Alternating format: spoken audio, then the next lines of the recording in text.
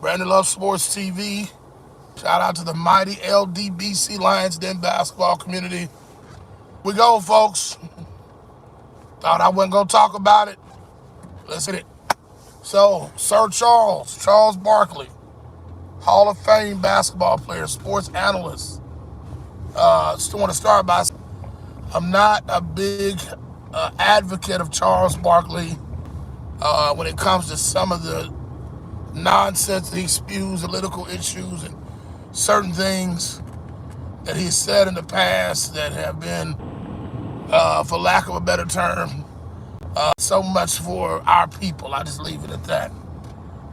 Because I feel like he's pro-black when he wants to be, and he's kind of plays the fence. And y'all know what I'm getting at, but I'm not going to spend a lot of time on that. But kudos to Charles Barkley on this. I've always respected his take on basketball. I feel like he knows his basketball. He's very knowledgeable about the sport.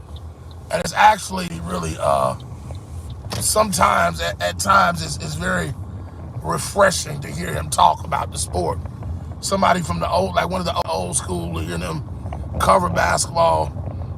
And so I do support Charles Barkley when it comes to his basketball takes. And basically, Charles Barkley just went off the script. JJ Redick opened his mouth, and he's going to think twice about what he says this time. Because JJ Redick has a tendency to open his mouth and spew nonsense. And he had the nerve to say something along those about the Lakers. No, he said something about the NBA, and he ain't going to talk about the Lakers. He definitely going to say about his fake team.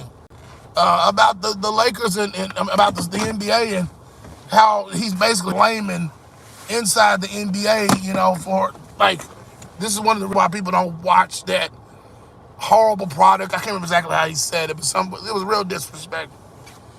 What's going on? I see you, Clayton Phillips. I see you in the building. And, Charles Barkley had just had enough of it. And he just, in the middle of covering, I think it was the Boston Celtics or whatever they were showing some highlights at halftime. And he just went ham. I mean, Barkley went up one side, that Negro. Well, he ain't no Negro, but he went up one side, that clown, and down the other. I mean, he decimated JJ Redick. I mean, he just had that it, like Ernie and them was cringing. Like Ernie John kept trying to stop, and I was like, "Get him, Charles! Get him!" I was like, "Don't try to save him, Ernie. No. Ernie, I mean, I get what Ernie was doing. Ernie was trying to be professional and diplomatic, and Charles was having none of that. Like, he knew what they was trying to do. They kept trying to get him to change the subject, and Charles Barkley just kept going. He started talking about the Lakers' play on the court, criticizing his coaching, his lineups. I mean, it was a vicious assault.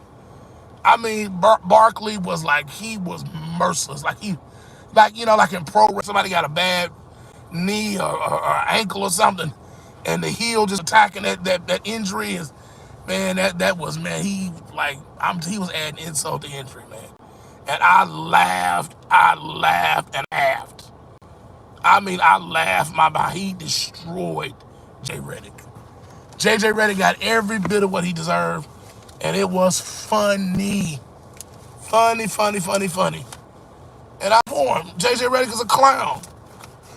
I remember when he was talking about the old school players about 2 years ago, and the late great Jerry West, before he died, he was just going in on him, like, he JJ ain't nothing but a role player. You know what I'm saying? Who was that other older guy that played basketball? Somebody said his name, I'll remember. And I feel bad for not knowing him by name. It was another old school basketball player who was basically, they were just destroying JJ Redick, man. Talking about he ain't about nothing. Exposing it. What's up, Mike Alexander? Yeah, man, I'm sorry, man. That dude, man, they was clowning JJ Redick because he don't know what he's talking about. He needs to close his mouth and shut up. You gonna talk about just focus on coaching your sorry Lakers, who only win against teams that like have injured players and have losing record. When you have a win that's actually worth celebrating, when you figure out how to make your players You got that full bench you got. I don't hear about no role players because all you LeBron James fanboys and you JJ Redick nut all y'all do is come on here and make all these excuses about these players. And at the end of the day, it's not about the role players. It's about what product the coach is putting out on the floor, what lineups they putting out there, and how the players are ex-Halliburton. He don't play no defense, and all the things he does, skipping games. AD is getting injured every 5 minutes. That's what we need to be focused on, not on the role players. You can make all the trades in the world, but it don't make no difference if the coach can't coach and the fake king his part. So I don't want to hear it. Kudos to Charles. I may not agree with you on a lot of things, but he put JJ Redick in his place where he deserves to be. He need to quit talking about stuff he don't need.